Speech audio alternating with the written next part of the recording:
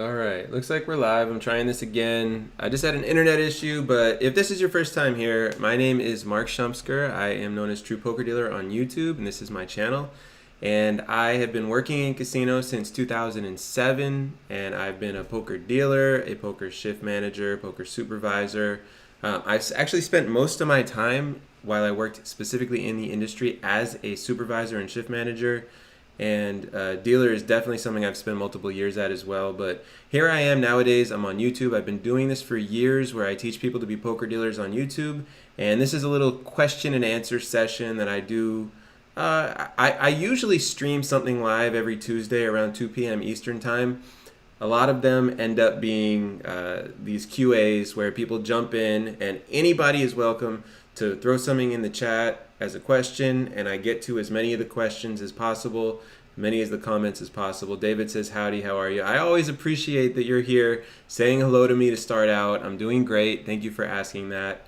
I'm still, Sparrow says, hey, what's up? I'm still moving to Dallas pretty soon. I'm still going to be at and working with Texas Card House. You can, on any random day, maybe find me dealing there, maybe find me supervising there, or doing a live stream there, or working with them in some other way. I'm pretty excited to see. And I do have one thing I want to start this session out with, because there was a TDA rule that I talked about, and I got it wrong recently, and I want to make that correction for everybody so that you guys know what's really going on with the TDA rule that I spoke of, and I will get to that very shortly. Just finish some comments for a second. Been wanting to ask you since I saw this story. So it looks like Sparrows has a story that he's going to ask me about.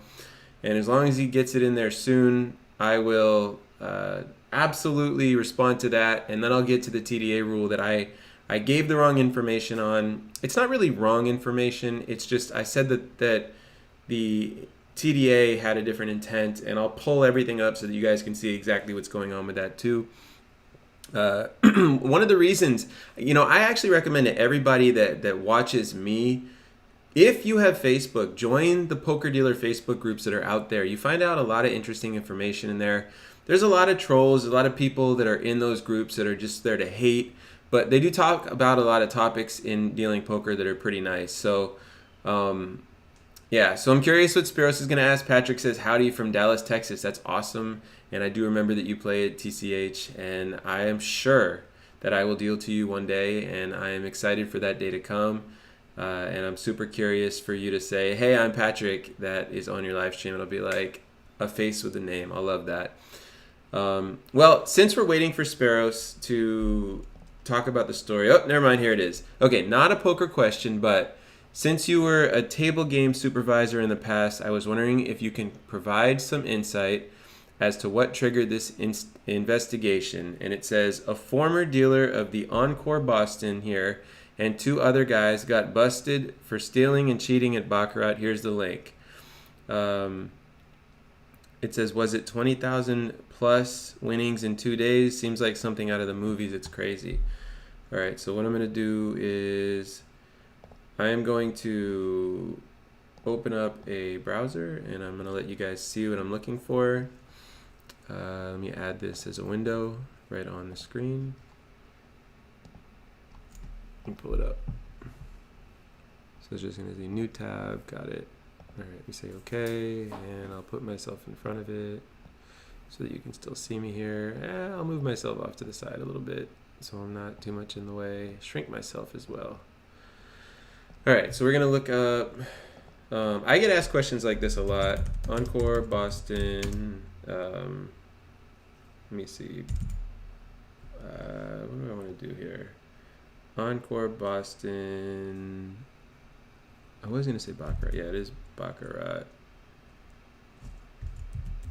I think it's 2 C's, right? Encore, Boston, Baccarat, scam. Let me see. All right. Looks like you tried sending the link, but I found it anyway. All right. 3 men are facing charges after a cheating scheme was discovered in Encore, Boston. Attorney General Maura Healey announced Friday. The Baccarat scheme allegedly netted $23,000 in profits over 2 nights. Okay. So the first thing I want to say is, before I read any more of this, You guys need to know. I've seen a lot of these articles, and almost every single time the reporter doesn't understand casino well enough to really report it accurately, and so it's sort of one of those like it's generally getting reported accurately things. So let's see what else it said. Authorities said 53-year-old Jianming Li, a dealer at the casino, colluded with 41-year-old Jun Zhang, a former Maryland casino dealer, and 46-year-old Dai Lin. All three men are from out of state. All right. And what's going on here? It's alleged that while he was dealing the cards, Lee exposed a series of playing cards, memorized them, marked them with a bookmark card, and used his cell phone to communicate the cards and their order to Zhang. When both excused themselves to use separate bathrooms, said a statement from the AG's office. Lee and Zhang were indicated Friday on the 2 counts of cheating under Gaming Act, 2 counts of conspiracy and larceny by a single scheme. Lee was also charged with making false statements to the Gaming Commission. Lin was indicted on the charge of cheating under the Gaming Act and conspiracy. All 3 men will be arraigned on the charges in Middlesex Superior Court at a later date. Okay, so that is, let's see, that's the first result that came up. 5 indicated in separate cheating assault cases at Encore Casino.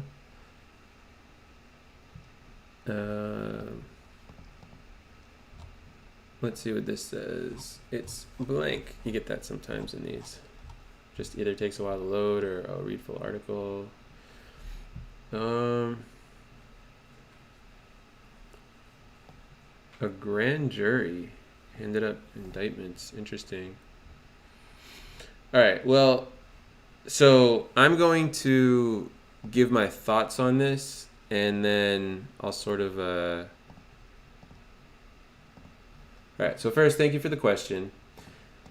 So basically, in Baccarat, the way that you can cheat, if you're able to do this without getting caught, which is incredibly difficult, would be you somehow figure out what the cards are that are being dealt out in advance, and then you just know for that series of cards exactly exactly what the order is, and then you're able to basically tell. So it seems like there was some kind of a scam like that. Now, I actually used to work in a casino where before I worked there, from what I heard, I can't say I'm right about these details, but before I worked there, from what I heard, a supervisor, a dealer, and a player or two were all working together in order to scam the casino. They did a phony shuffle. So basically in Baccarat, you've got all this stuff you can take notes on. They did a phony shuffle, and with that phony shuffle, they were able to tell the next time that the cards went through what was coming and bet accordingly. And whenever you go to a casino as a player, you forget that, or you might not always realize the tools that the casino has at their disposal in order to catch you. One of those tools is the simplest of tools, a tool so simple that it's impossible to beat. That tool is they are able to, at the end of the day, look at the table and see whether the table was up or down and by how much. They literally know at the end of every single day how their tables do. And there's an expectation based on the amount of play that they get that the table should be up, because even though we think that in table games the long run takes a really long time to reach, it doesn't. It doesn't take as long as you'd think. I mean, we used to send, when I was supervising in a pit, there was a Baccarat table there's blackjack, there's all these other games. We used to send our fastest dealers to go deal to people who were up a lot because they would get it back quicker. It's literally how it works. Yes, the player could continue to get lucky over and over again, but if you think about it, mathematically, if your house has a 3% edge in a table game, mathematically, 3 cents out of every dollar that's being bet is going to the house.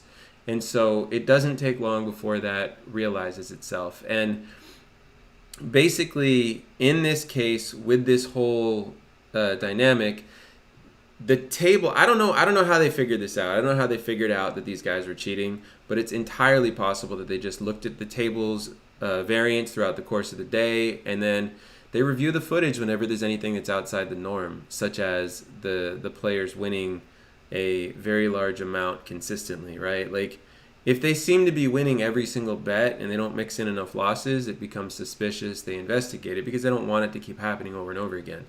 Is that what happened here? I'm not sure exactly. I mean, the system that they used, Yeah, so you're saying some insight as to what triggered the investigation. It could literally be anything. It could be the percent of the time that they won. If you've got surveillance watching tables and they're expecting the person that's playing to win roughly 50% of the time and they're winning 70% of the time, that would trigger it, right? They would just be like, what's going on? That's not supposed to happen. If you notice at the end of the day that the table's way down and it never happens, all of a sudden you're like, well, what's going on? You go investigate. It's a pretty simple system. Like the job of the supervisors, the floor, are to track the chips and all this stuff, and keep track of how much everybody's in, how much everybody's out, and it could be as simple as when you have two players that are each up $10,000, or one player that's up $20,000, or players that win consistently. They might just keep track of it. There could also totally be other methods that they use, maybe using technology. I know some casinos have RFID chips, etc., where you can sort of keep track and all that stuff. But I mean, the bottom line is cheating in a casino. Like even Phil Ivey, right? He had the whole edging thing, from what I heard, in the UK, and he ended up losing it. From my opinion, if you're familiar with the Phil Ivey edging thing, I was frustrated to see that, in my opinion, he did not do anything outside the rules of what he was allowed to do, and he still ended up getting in trouble. But they're obviously going to investigate somebody that wins that much at a game. This is the bottom line. In table games, the games are built with the math into them that you're not going to win in the long run as a player. This is why I like poker so much. As a poker player, forget about the fact that I'm a true poker dealer. As a poker player, I have to pay a little bit to the house every hand that I win, and I am essentially playing against other players where I create my own edge or my own lack of an edge against other players, and it's based on my skill level versus their skill level.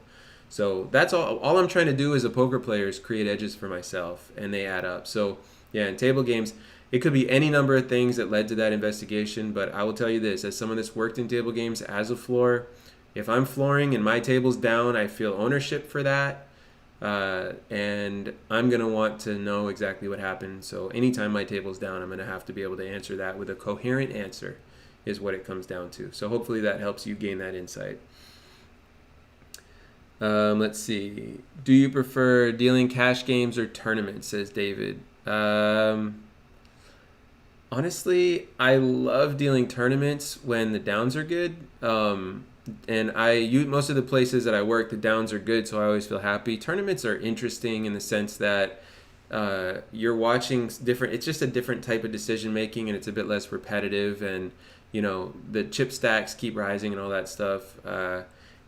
Generally speaking, there's no rake in tournament, and there is rake in cash games in most rooms. There's no rake in Texas Card House in Texas, where I'm going to be going soon, but that's in cash games either. But that's just because they do an hourly thing, because that's how the state works right now. But I love dealing tournaments, and I also really do like higher stakes cash games. It's not just because of the tips. I find the decisions that people are faced with to be more interesting.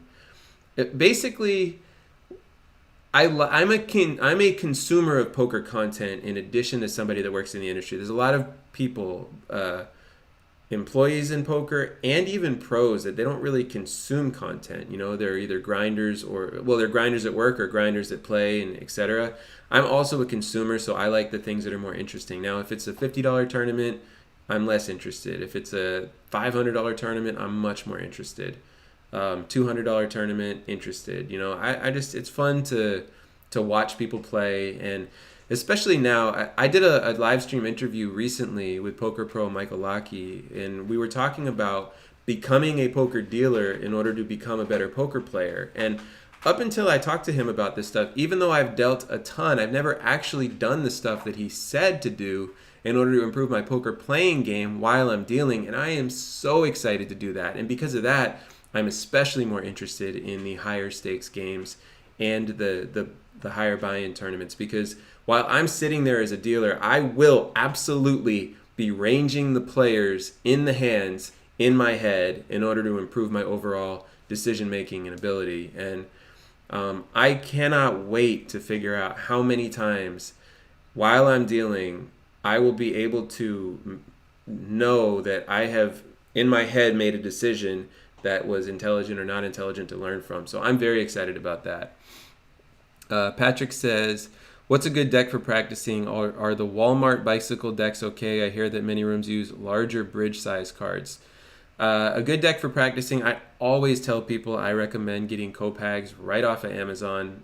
You just get 2 decks. It's like $16. They're plastic. I would personally say to get both the poker size, which are the slightly larger ones, and the bridge size. It's interesting that you say, I hear that many rooms use larger bridge size cards. I think that's sort of a contradiction. I don't know that larger bridge size cards make sense. Maybe you're saying that they're slightly inflated size in the same shape as the bridge, so they're like narrower but bigger. But I've never heard of anything other than the regular sized plastic cards. But you get, for practicing with, you get plastic cards. And it's so simple to just get Copags off of Amazon. They do exactly what you want, and they last a really long time. And do make sure that you get a cut card the correct size as well. I think I've got links to all that stuff conveniently on my site, but I might not. I put it in different places, and then I sort of just don't worry about it. The Walmart bicycle decks, I've never actually bought one of those, so I can't speak to that. But if they're plastic cards are pretty much going to be fine no matter what. The Copags, I just find they last a bit longer. Like the True Poker Dealer table that I've used in the past, in like the original videos and stuff, I really love that table. It's at my friend Jerry's. We've got 6 or 7 different types of plastic setups there, and the Copags have lasted the longest. We end up just putting all the rest of them aside and just playing with the Copags because they do not wear down the same way as some of these others. And then at the same time, I mean, I had somebody recently send me like Da Vinci's or something like that. I might be, no, it wasn't Da Vinci's. It was Design. It was designed, but it looked like it had a J instead of an I. Plastic cards, and like they're just not as good. It's as simple as that. I could probably capitalize off of using links that I have set up with Amazon, but I don't even care. Just go to Amazon, get yourself Copags. It's the simplest ones to use. Sparrow says, I do not play Baccarat or know its rules, so was curious on some insight. Yes, that one has more info, but 2 different issue. I just read that 2 guys would get up and go to 2 separate bathrooms. Yeah, it sounds like when they would get up in that Baccarat scandal, they were just communicating the order of the deck, if I understood that right. It's one of those things also where you just hand it off to surveillance, basically, and then you keep an eye on them, and you try to work quickly so that you can stop them if they're currently playing. But by the way, Baccarat is like the simplest of games. Okay, so it's like a 6 to 8 deck shoe, sometimes a continuous shuffler, stuff like that. And the dealer is going to put 2 cards on one side in front of them, 2 cards on the other side. They're going to be face up where everyone can see what both of them are. And basically, you're just comparing which one is higher. And the higher the card, or it's whoever gets closest to 9 has the winning hand. And so you're either betting on the hand on this side, you're betting on the hand on this side, or you're betting on a tie. That's it. And so you're supposed to win 50% of the time is the point, right? And so this side gets 2 cards, this side gets 2 cards, and then there's rules built in for what happens depending on what the cards are. Sometimes you have to draw a card for one or either side. And there's other things too. I'm not going to explain the whole rules of Baccarat. They're super simple. You go to wizardofodds.com if you want to see it. Odds, not Oz. Odds. And you could just learn how to play Baccarat if you wanted to. But I mean, it's like there's so many different ways to figure out that someone's beating the house and they shouldn't be. Let's see. What's a good brand for chips? I still haven't really found a brand for chips that I'm super excited about at home that's cost effective. I mean, you can spend a lot of money on chips for home games and get some decent stuff, but at some point soon I'm going to have answers to these things because I get asked these questions all the time. I might as well be coming up with the absolute perfect answer and, I mean, promoting them, right? I have too much pride to just send people down paths that are just okay. I mean, you can go on Amazon and get decent chips.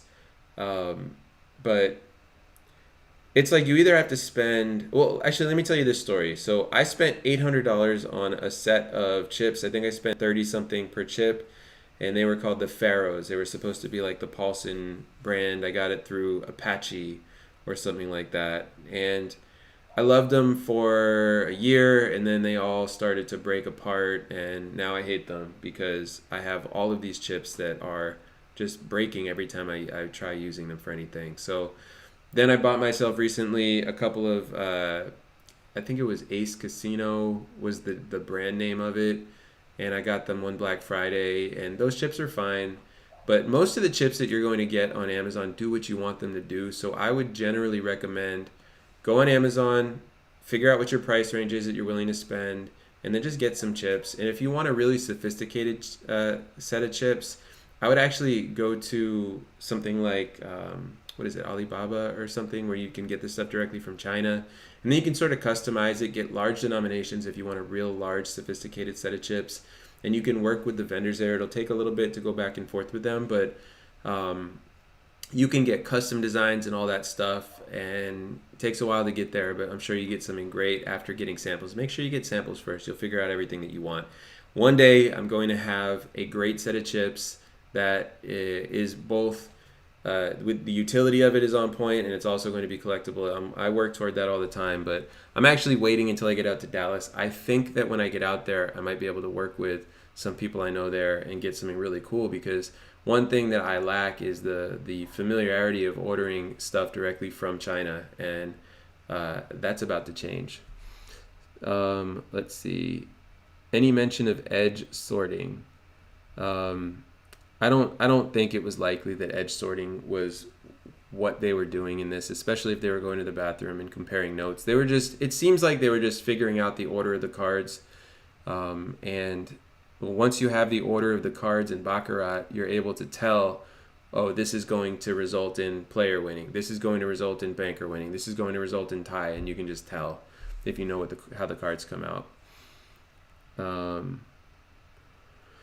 David says, especially because when the casino loses, it becomes their primary focus to find out why they're losing. Yes, and call each other on the phone. Yes, thanks for the info. I was just curious. This was another link I found, but has the 2 incidents listed with more detail on the cheating. It's not going to show the links. I don't know how to pronounce this, but it's Jiaji Lee. Jiaji Lee. How does time charge work in a poker room? Thanks. So if you're referring to the thing that I was talking about in Texas with a time charge, where they charge for time instead of taking a rake, the regulations in Texas allow memberships, and then they're able to charge you per hour. So what they do there is you basically pay either by card or out of pocket, and you purchase time in advance, and then you go to the table and you can play. And it just takes out like $13 an hour or 14 or 15 or something like that for you to play. Now, if you're talking about how does a time rake work, in casinos, a lot of the time, the 5, 10, and higher games will do what's called a time rake. And so it's going to be different. It's basically every new dealer, which the dealers would come every 30 minutes, every player has to pay $7 to $9 or something like that. And they just literally take it out of their stack and put it in front of them, and the dealer collects it, and then they don't worry about rake for the entire 30 minutes. So every player has now paid their rake for being there. Generally speaking, if you're paying per hour in a poker room, you're going to be actually paying less than if you were to be paying a time rake the way that I just described it. So I think, yeah. So I mean, and I'm thinking, I think it's 13 an hour at Texas Card House, and I don't know what it is at the other places in Texas, but I mean that's like 6.5 per hour per player. That's really cheap compared to what the real rates are, generally speaking, at tables that take a time rake. Let's see. So it says, Palooza. Yes, you reminded me. I gave the teaser that I have a TDA rule that I got wrong in the past that I have to correct. And here you are, the the one who inspired me to realize it was wrong. But you say Ivy's companion was speaking a foreign language, prompting the dealer to spin a certain key cards while placing them into the discard rack. Upon the next shoe, they could then edge sort, clear collusion. Okay. So in that case, I feel under-researched in this, and I'm no longer going to doubt you again. So let's say that it's entirely reasonable to say that Ivy may have actually not been following the rules that are expected of a player. I definitely have not gone into the detail that I probably should have gone into before I've given my opinion on that. So I appreciate that insight. Let's see. Patrick said, thanks. David said, once you start using plastic cards, going back to paper feels so bad. Yes, paper cards are only for table games. Do not use them for poker. There's no reason to. In table games, you do not want cards marked because the cost to the house is incredibly high once a card is marked, and a player can use that to their advantage. So they change the cards every 4 hours or so in table games. Frankie says, how much do you get hourly normally, and how much do you get in tips? The answer to that is incredibly different for the hourly. You know, some places it's as little as $2 an hour. Other places it's zero. Actually, I think on a lot of cruises, on cruise ships, the dealers literally make $0 per hour. They only get tips. Do I know that for sure? No, but I've heard that, so I believe it. And then it can go as high as minimum wage. I know in Washington State, it's a great place to be a poker dealer because they require that everybody gets minimum wage. And in Washington State, I think it's like 13 and change. So you'll do pretty well if you're making a $13 an hour base. But as poker dealers, we honestly don't care so much about our base in most cases because we make enough in tips. You know, I advertise on my channel, it's $25 to $40 an hour that you make as a poker dealer. I sort of make fun of myself when I say this because I don't know any poker dealers, honestly, that make $25 an hour. It's usually more than that after everything. For me personally, in my 3.5 months, most recently in 2016, dealing at the Hard Rock, my tips were, I want to say that they averaged between 25 and like 35 an hour. However, that is a room where you do make more money. It completely varies based on the types of players, the type of dealer you are, the speed at which you deal, the charisma that you have, the amount of flirting you do as a female. Like, there's all these things that factor into it. There are dealers that can do way better than that. I've seen poker rooms that the dealers get as much as 100 an hour. I'm not joking. But that's usually for a period of time. Like, when Florida first opened up poker, it was a lot of money for the dealers, and then as time went on, it sort of leveled out. Let's see. Sparrow says, was watching a live stream of Texas Card House. You put Texas Card House. It's funny. It was 5-10 game. I think they got a $500 grand tournament coming up next month. I remember. Yep. Texas Card House now has 2 locations where they do live streams for the players. I have not watched the Dallas one because it is brand new. I have watched the Austin one. I hear that there's better tech in the live stream studio and around the table in Dallas, so I'm sort of curious to check that out, but I haven't done it yet. Frankie says, I consider starting as a dealer soon, but I don't know if the wage is poor or kind of good. Well, I got to say, too, it depends on what country you're in. It says, oh, wow, so you're hearing the numbers. Yeah, you're $25 to $40 an hour is a really safe thing for me to say because nobody's going to be upset if I use those numbers. It can get higher, though.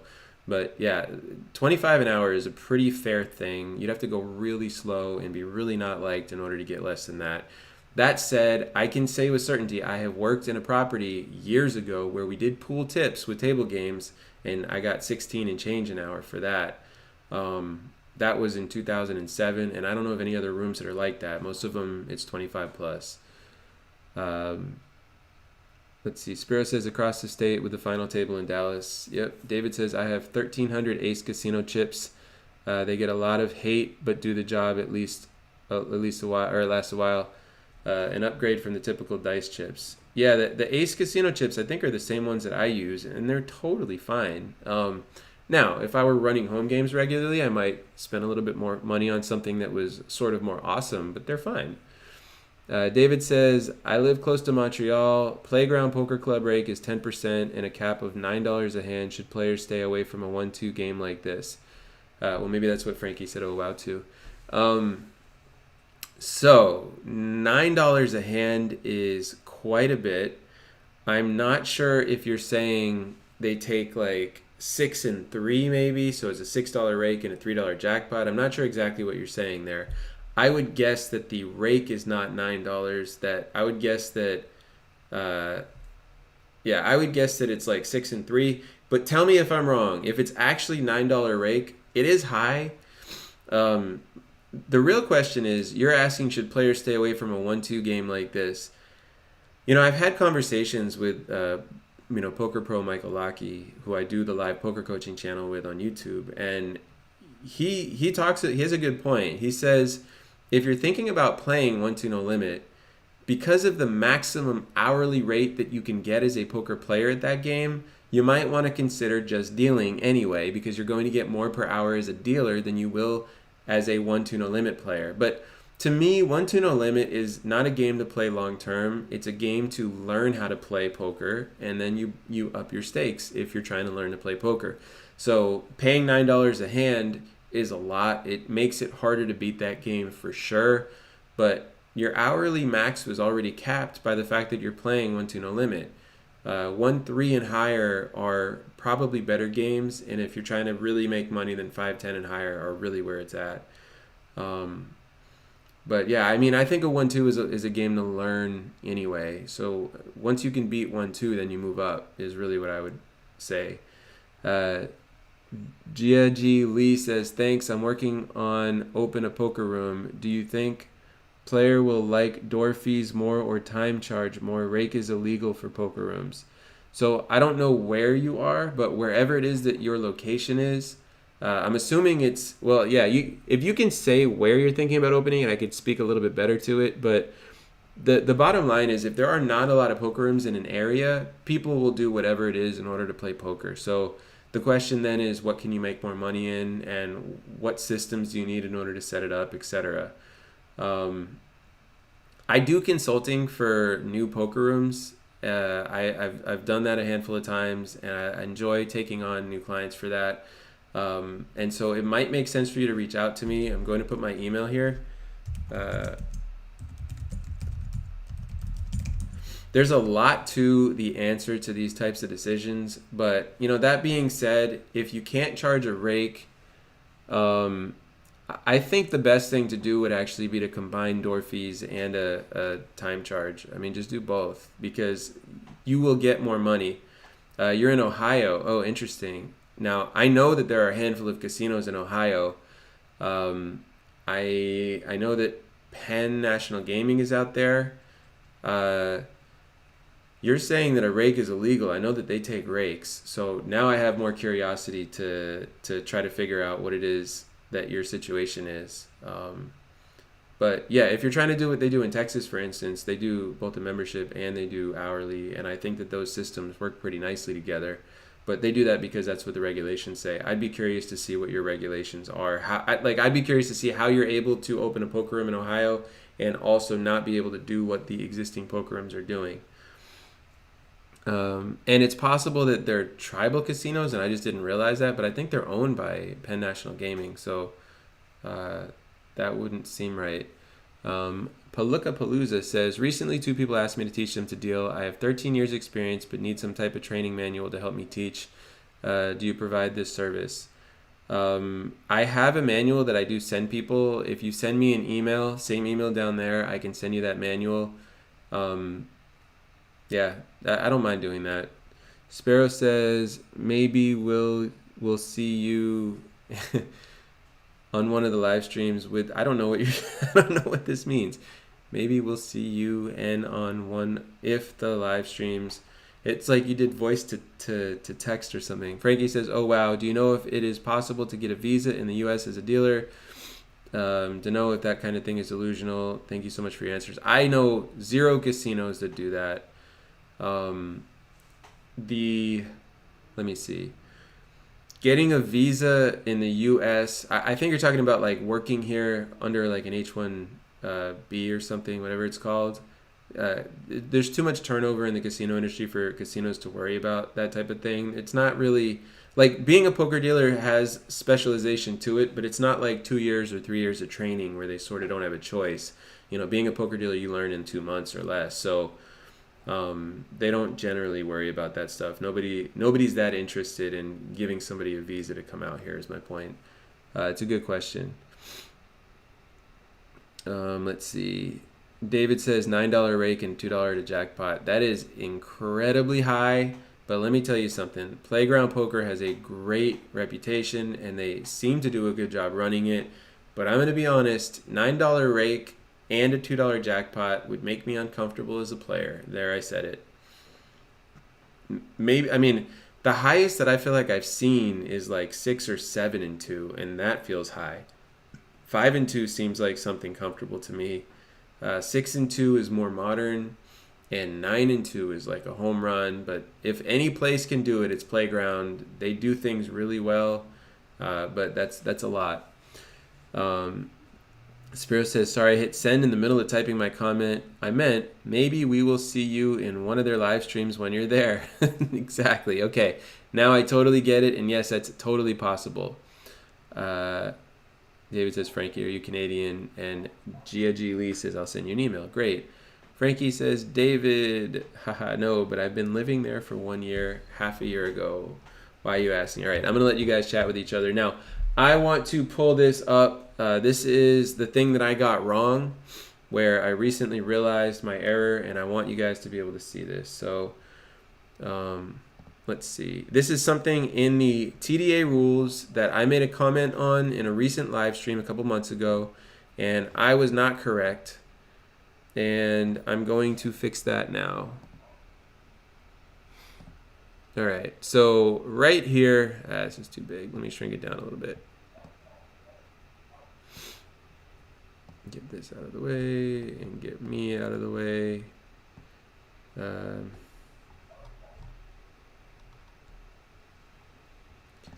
I'm too big still. All right, so you guys can see right here, methods of raising. So I got asked a question not long ago about multiple motion. So it says 2 motion raises eliminated in 2019. Okay, you can see this in rule number 42, methods of raising.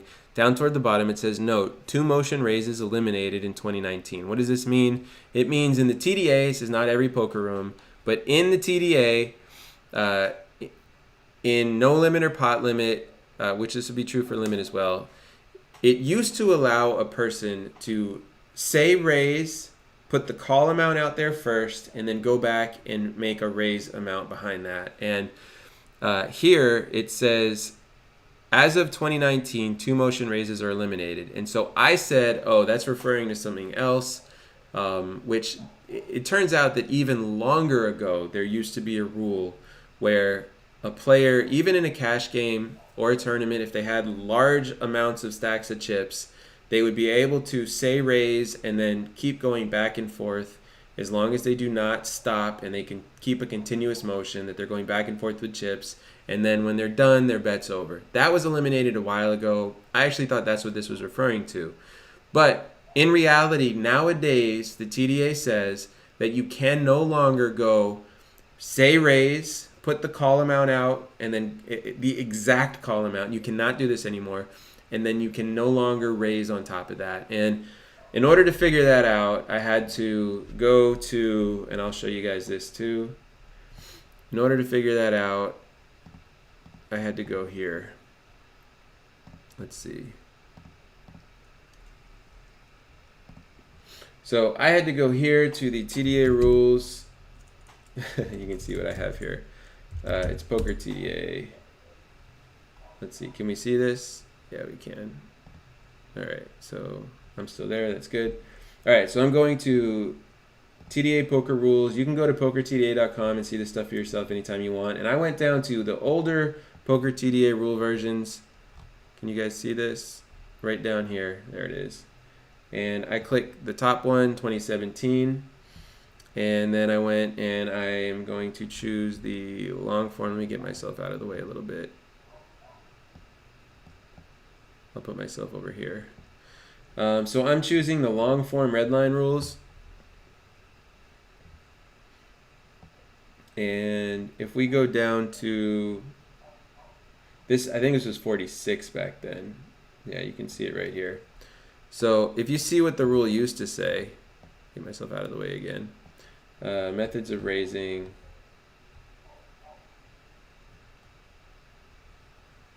All right, so right here, now we remember this was a lot smaller in the other one. It says in no limit or pot limit, a raise must be made by, now this is the old version.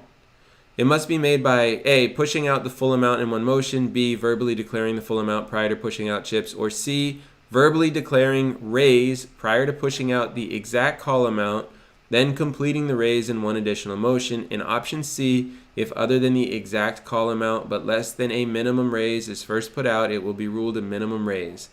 It is the responsibility of the players to make their intentions clear. So you can see here that it actually used to very specifically refer to this method. And now you can see that, where did I have it? Now you can see that in Rule 42, methods of raising, they've completely eliminated C. It's just A and B, pushing out the full amount in one motion, or verbally declaring the full amount prior to pushing out chips. And then it says note, two motion raises eliminated in 2019. And I'm just going to say, I don't personally like that language, two motion raises, because the way that it's easily interpreted in poker is the first motion is not a raise, it's putting out the call amount, and the second motion is a raise. However, their interpretation is, well, you are raising overall is your action, so you're going back and forth twice, and so therefore it's a two motion raise. I mean, here's the thing, and I've talked about this a lot on my channel. When it comes to the terminology of this content, TDA content, poker rules, all that stuff, it's very difficult to get this stuff right all the time without knowing the background behind the rule. And my personal opinion is a video supplement to the TDA rules is a very important piece that's missing right now. And I've sort of talked to them about them building it. They sort of said, yeah, but they haven't done anything like that. It was in 2017 when I made that suggestion to Neil. And at some point I may just decide to do it. I've already got a lot of this content anyway, so maybe I'll chop it up, but it's another project for a different day. But here's the thing. So nowadays, this idea of saying raise, putting out the call, going back, and then putting out your raise, nowadays is controversial. And I found that out through conversation with people. And so if you are working in a poker room or run a poker room, the question is, what do you do for your cash games? And so the answer that I suggest is that you change your rules. If you follow TDA rules for tournaments, it does make sense, in my opinion, to change your cash rules as well. However, if I were running a room, I would probably have these be floor calls anytime there's resistance. So if somebody calls, goes back, and then puts the raise amount in, so if somebody says raise, they put the call amount in, they go back and then they try to put the raise amount in, and the dealers has changed the rule because the house has changed the rule in cash games, and they weren't expecting it, they didn't follow TDA, they didn't know that stuff. I 100% recommend anytime a player complains, you get a floor over, and the floor should have the ability to make a decision in the moment based on what they think is in fairness and the interest of the game. I hate booby traps. I hate them. I do not believe that booby traps are fair for poker players when rules are changed. And that's why when there's resistance from a player who is acting honestly based on what their understanding of a past rule is, I do think there should be leniency, and I do think that the floor should get involved in that circumstance. It's already a procedure for dealers to get a supervisor anytime there's player resistance. So this part's not new. And I think that the floor should rule with understanding in this case. If there's any information that makes it seem like the player's taking an angle, well, then you follow the rule. But if there's not, I think it should be allowed for a limited amount of time, a year or so after the rule is first implemented. I think it's important to understand that, and I just wanted to address it. But just so you guys know, yes, it is true that the poker world in general, led by the TDA, is for the most part no longer allowing a player to say raise, put the call amount in, and then go back and put the raise amount in. Now, because they said raise in that case, just about every house that has that rule is still going to allow them to raise. It's just that they're not going to allow them to raise to the amount that they want. It's going to be limited to a minimum raise. One Wing says, have you looked into how dealer pay compares in Texas versus other casino-based poker rooms? I've heard everything from 15 an hour and no tips to contractors making no hourly, only tips and still tipping floor. Yeah, the tips are pretty good in Texas nowadays if you work in the right rooms. There used to be confusion as to whether players were allowed to tip out of their stacks. That led poker rooms out in Texas to have to get tip chips that they would have separately in order to try to keep the state happy. But now they're not worried about that anymore, and it's not a big deal. And so the tips are more normalized. But when Texas first started, yeah, it was like a $15 to $20 an hour flat rate for dealers and no tipping. That was because of what they were afraid of with the regulations. I mean, all of Texas, to my understanding, and I'm speaking outside my knowledge base, I'm sort of relaying third-hand information here, but all of Texas has essentially been loophole poker where, you know, the home game laws are spoken a certain way combined with other regulations in the state, and some operators figured out how to legally open poker rooms according to the regulations that are in place that are really not meant to allow you to open a poker room. And at some point, I don't know when, but at some point, it's all going to be normalized in Texas. It's just something that they're facing. I've heard conversation about the regulators. I've heard conversations about the government having hearing dates and stuff like that in order to move things forward. And I don't know exactly what's holding it up. I don't know exactly that these conversations are accurate, but I would be shocked if within the next few years there's not normalized legal poker allowed. I don't know what's going to happen with the licensing. I don't know that every single poker room that's already there is going to be able to stay. I do know that some of the poker rooms and properties have put a lot of money into working with the government in order to protect themselves, and I mean that not from like a bribery way. Like, they're putting money into following regulations appropriately, understanding what's going to be available, and working with the state on that level. So I do believe that normal things are coming, and yeah, the tips are pretty good out there from what I understand now. It depends on where you are, but it's into the normal range for sure. Joel says, hello Mark, do you think players should be able to straddle from any position up to half their stack, double the big blind only? I mean, should be able to. It all depends on what the poker room wants. You got to keep in mind, from a casino operation standpoint,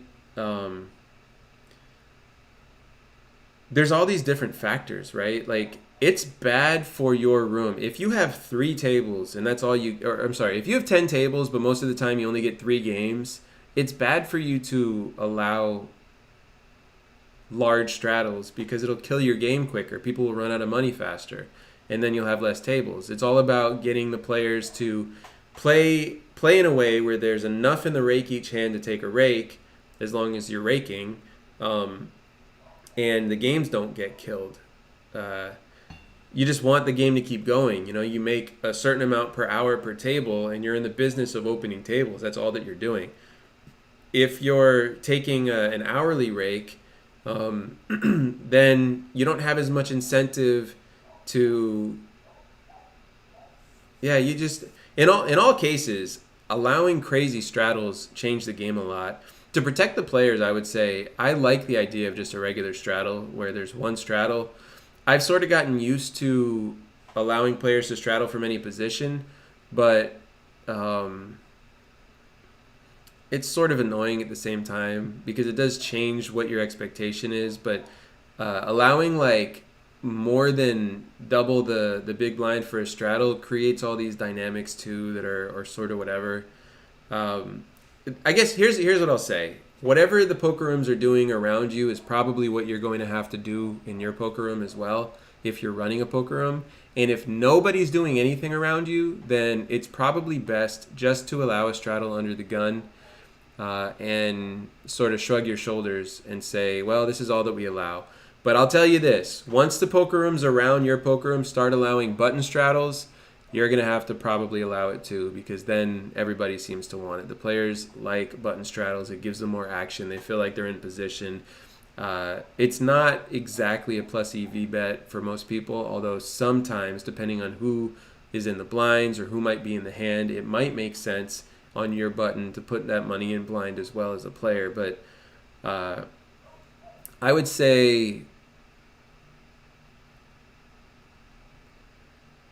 I mean, I would if it's a higher stakes game where the players are just playing higher stakes anyway and they're sort of choosing what they play, then I would let them do whatever they want. I don't have any problem with allowing the high stakes games to make up the stuff that they want. If they want to allow people to straddle for their whole stack, let them straddle for their whole stack. If they want to allow straddles and restraddles and restraddles and restraddles, they're playing higher stakes, let them do that. It's not going to kill the game the same. But if you got your regular like 1-2 no limit players straddling half their stack, it just turns into crazy gambling at that point, and it's not good for your room because it's going to bust people quicker and you're going to lose players quicker, and it eliminates the whole point, in my opinion. Spiro says, looking to get a new table in the coming months for outdoor home games this summer. Advise on if a speed cloth felt is worth it. Also, poker rooms here will finally be back up in April. That's pretty cool. Outdoor, I hope it's covered, because there's no such thing as a felt that's going to do well outdoors, in my opinion, long term with the sun and all that stuff. I have no idea. In terms of the outdoor stuff, I have no idea. I've never thought about having to get an outdoor felt. I've never dealt with that on any level. Felt in general, gaming suede is what you want. You want to get a very good piece of gaming suede. I've got 2 of them, and it is amazing. They're expensive though, and you can get them printed with whatever you want on them as well.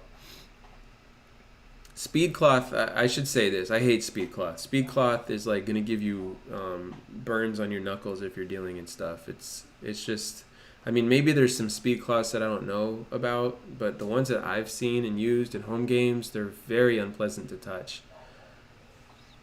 Judah says, what's your thoughts on being able to pull cards from the muck, as in the dealer accidentally pulls cards from player and the floor retrieves it if the player says both cards with exact suits?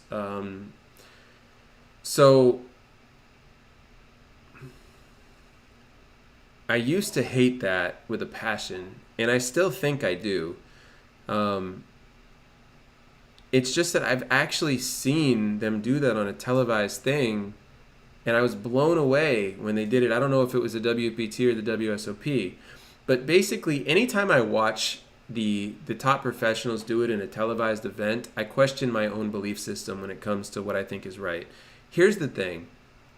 If you allow a player to go into the muck and get there and say what their cards, or I'm sorry, if you allow a player to whisper to a supervisor what their cards are and then get them back, I feel like you're violating the 100% certainty principle in poker, where you have to be 100% certain that the cards that a player has somehow lost control of belong to them. And I think you're also removing player responsibility. But there is also this dynamic where you want to get it right?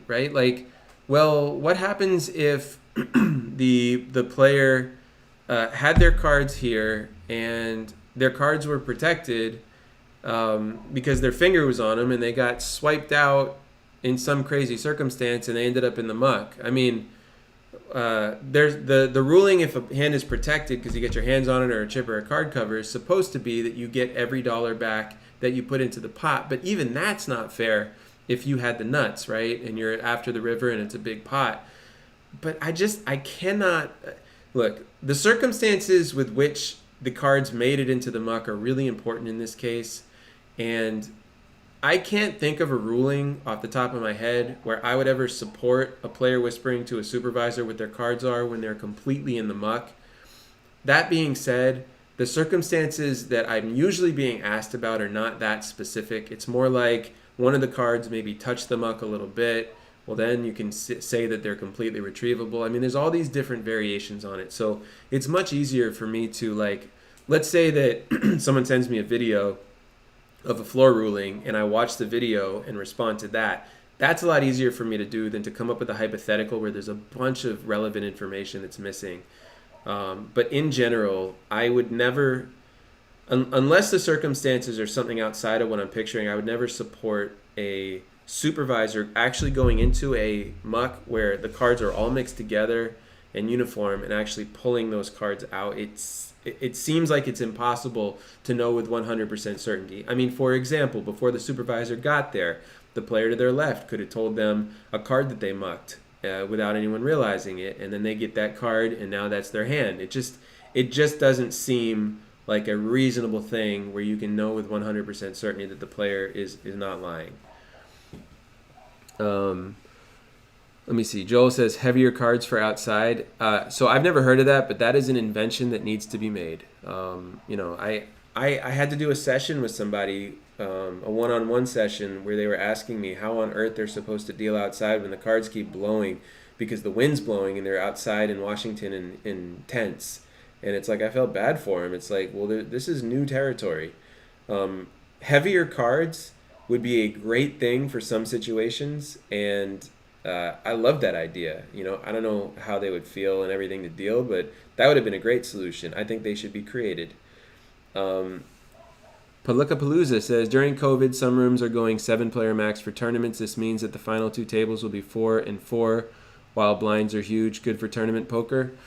So my question is that actually true? I know that they're going 7-handed, but I also think that they often combine at 8.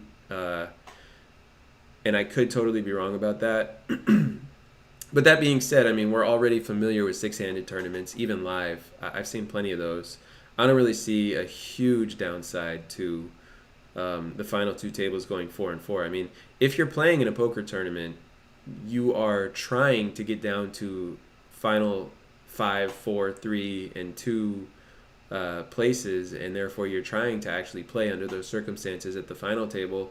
So having that be the same dynamic at the when there's 2 tables seems fine to me. I mean, the dealer downs are going to be a little bit less for the dealers, but it'll still be decent money. So from the dealer's perspective, it's okay. It's not great, but it's not a big deal. But there is this thing now where, because there's so much chopping in tournament poker, which is good for the players, good for the house, like I get it. Because there's so much chopping, players are much less familiar with shorthanded play. I like shorthanded play in tournaments. It's fun, it's different, and it's a different type of challenge. And I think that when you're late in a tournament, you're much more willing to do something like that. And so, I mean, picture yourself. Let's say that there's 30 tables at 7 players each. It's 210 players. Okay, so that something like the top 20 players, top 21 players, top 30 players are going to get paid. So you're somewhat deep into the money when you're down to 2 tables, and if you're in a situation where you're sort of deep into the money and you're playing 4 and 4, I mean, you're gonna be excited. You're not gonna be bummed out by that, is my opinion. I might be missing part of the question here too, but yeah, I don't know. I think everything related to COVID, honestly, everything related to COVID that's new and different and challenges the convention is good for poker, because it puts people in situations that they haven't been in before, and it's either do this or don't play, and we have a pandemic, so you got to deal with it. And so, like, I've noticed that there's been a lot of 7-handed cash games. Players are playing short-handed more. It used to be at a full 9-handed ring game in a casino, players would start complaining when it gets down to 7 or 6. And I feel like in the long run that's going to happen less. People are just going to be like, yeah, I'll play, because they've gotten used to it. I love stuff like that personally. Patrick says, I got an extra large 12-inch by 36-inch gaming mouse pad, about $20, and found it a great surface to practice shuffle. Simulates the feel of a table somewhat. Well, that's really interesting. My mouse pad is too thin.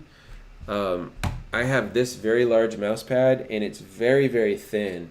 because it's so thin, it's difficult to get under the actual cards. And so I recommend getting shelf liner or something else that's padded underneath it so that you get a little bit of give. But yes, mouse pads with some padding underneath are phenomenal. I'd be curious if yours works really well to practice shuffling. I'd be curious to see how thick it is and some of that type of stuff. In my experience, you need some padding underneath it still. Palooza says the WSOP allows players on televised tables to talk about the hand while heads up. Doesn't this contradict the rules of poker? So, all right. So I've already learned twice not to question you. So the normal thing I would say here is, are you sure that they allow players to talk about the hand while their heads up as a rule? I'm going to take your word for this, even though it doesn't resonate.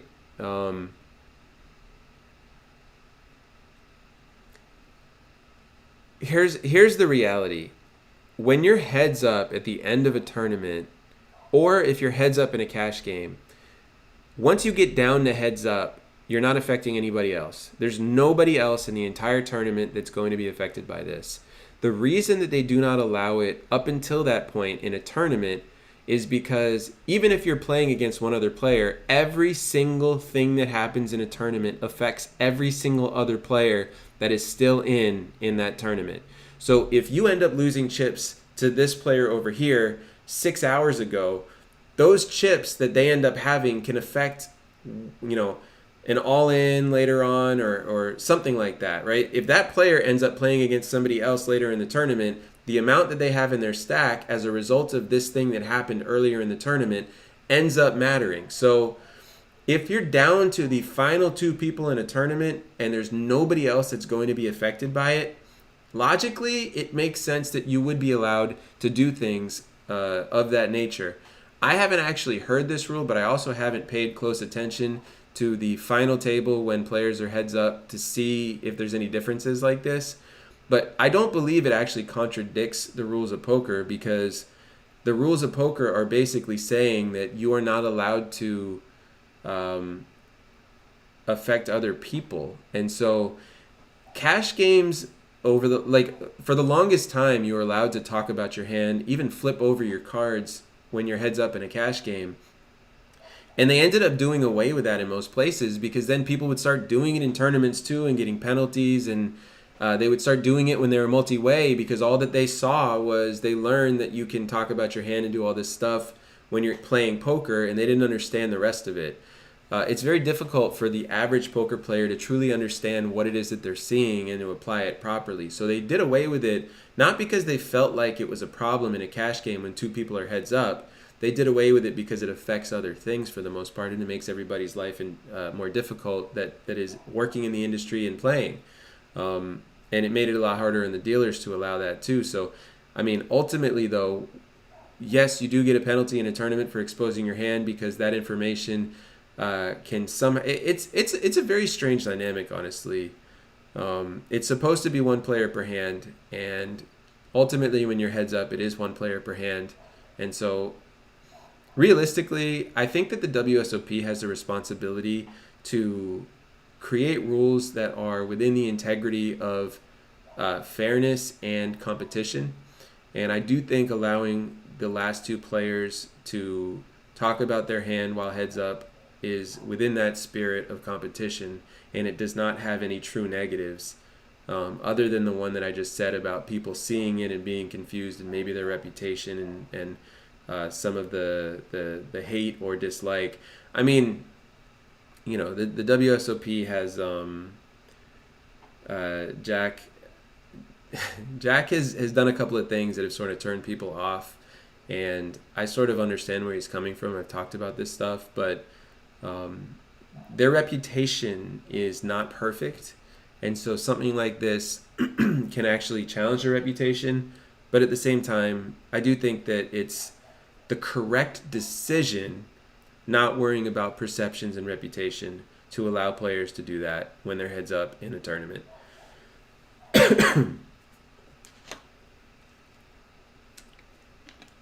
Patrick says, I saw a WPT episode where they were outside on the beach, Caribbean I think, and they had some plastic thing that held down the flop.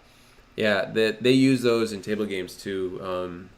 They're these like plastic, transparent, almost like weights. They're thin and long, and they use them in table games, in some games where a person's playing more than one hand, to make sure that they don't, in any way, in any chance, in any magic trick world, combine the cards between the hands. So you have to have this down on the other set of hands.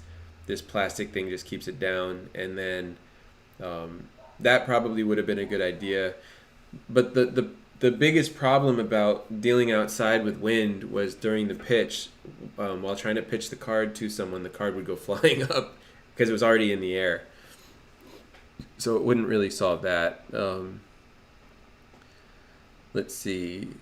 Patrick says Corsair MM300 extended mouse pad is the exact model, normally $30, but Target has it for $16.99. All right.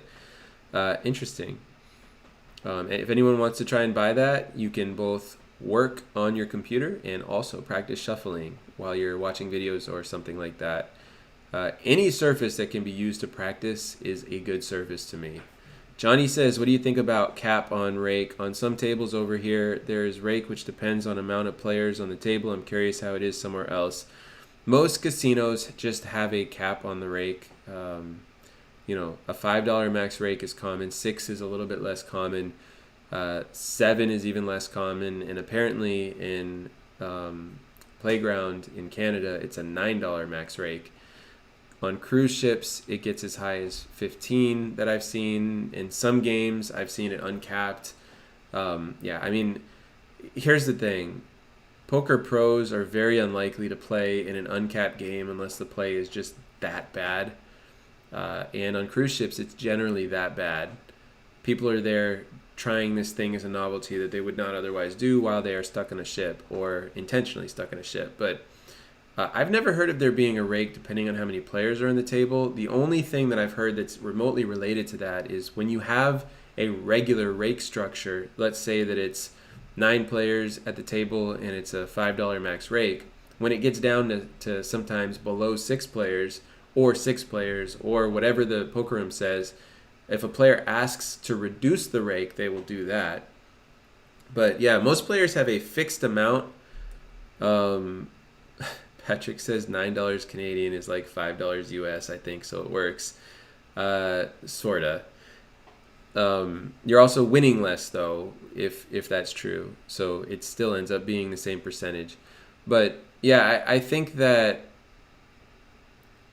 I've never heard of it depending on the number of players, but it's generally just there's a fixed maximum and it's taken, they say 10% up to the fixed maximum, but it's not exactly 10%. Like, if you take a dollar at a $10 pot, and then a dollar at a $20 pot, and a dollar at a $30 pot, and a dollar at a $40 pot, and a dollar at a $50 pot with a $5 max rake, the argument is that you're taking 10% up to 5, but you're really taking a lot less than that, because on a $9 pot you're taking 0, on an $8 pot you're taking 0, on a $15 pot you're taking 1.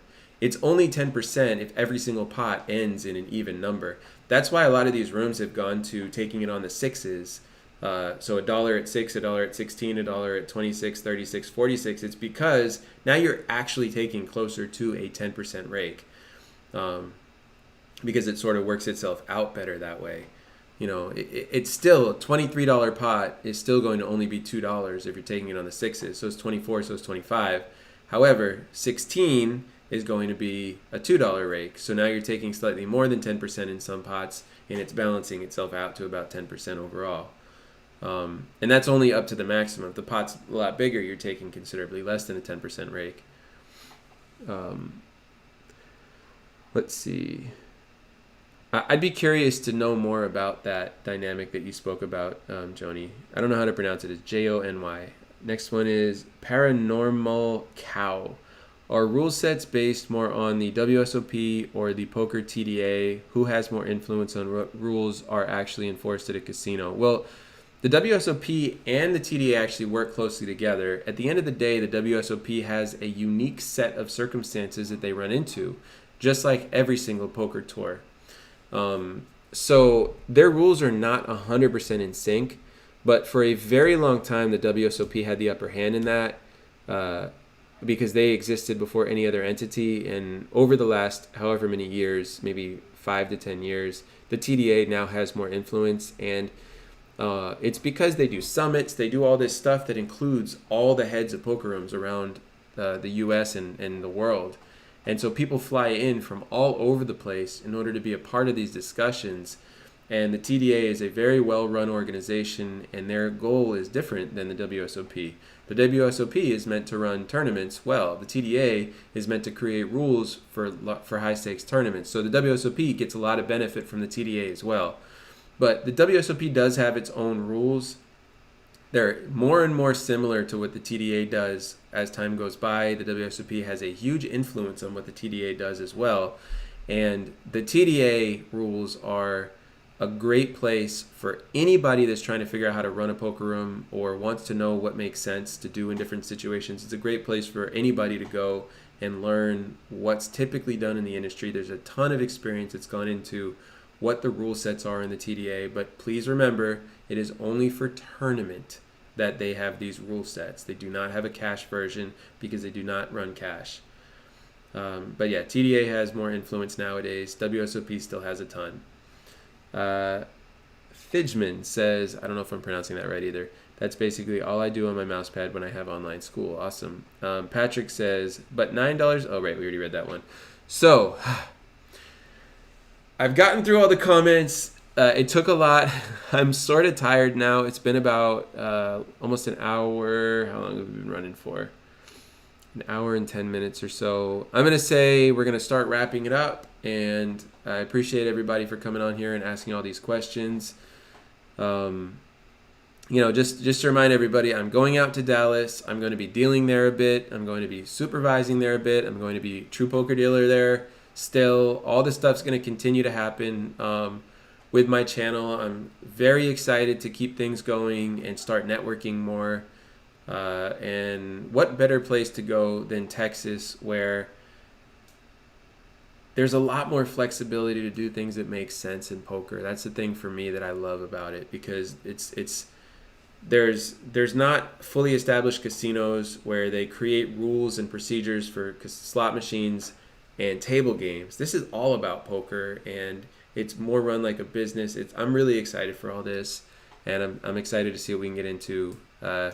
Comment is, thanks for the great content, Mark. Appreciate you. You're welcome. Everybody here is just so fun to spend some time with every week. You guys are great. Fidgman says, and I'm sure I'm butchering this, I'm Dutch. My name is impossible to pronounce for English speakers, so don't worry about it. All right, I will keep that in mind, and now I know for sure that I've butchered it.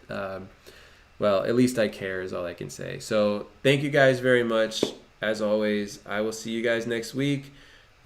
Maybe I'll actually be out in Dallas. If I'm not here for a live stream, it's possible that it's because I haven't actually made it there and I'm in the middle of the trip, but I think I'll still be here next week. So enjoy the rest of your day, everybody, and take care.